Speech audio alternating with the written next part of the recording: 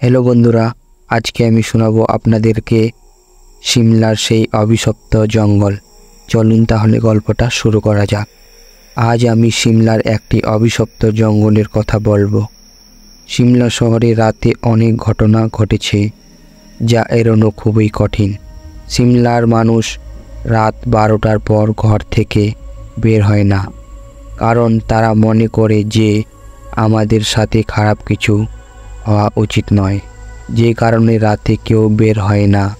সিমলায় এমন অনেক জায়গা আছে যেখানে রাতের ভয় থাকে, যার সম্পর্কে আমি এই গল্পে আপনাদেরকে সব বলতে যাচ্ছি।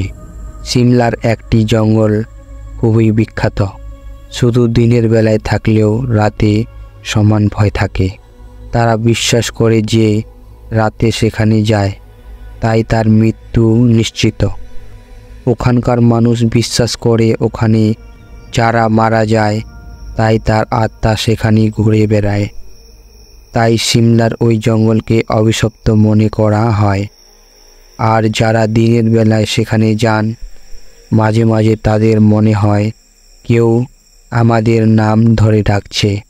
আমরা যখন ফিরে তাকাই তাই সেখানে কেউ নেই, এবং মাঝে মাঝে মনে হয় কেউ আমাদের পেছন থেকে ধাক্কা দিচ্ছে।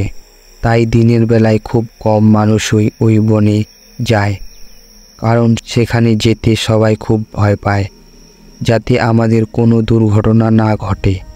এককালে আমরা আর আমাদের বন্ধু যখন সেই বনে বেড়াতে গিয়েছিলাম, তারপর আমার বন্ধুরাও একই বনে থেকে গেল।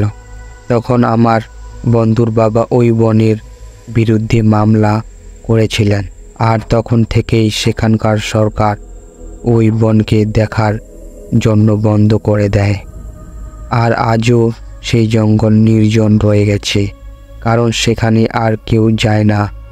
আজও সেই বনকে অভিশপ্ত মনে করা হয়। গল্পটি ভালো লাগে থাকলে লাইক করে সাবস্ক্রাইব করবেন। ধন্যবাদ।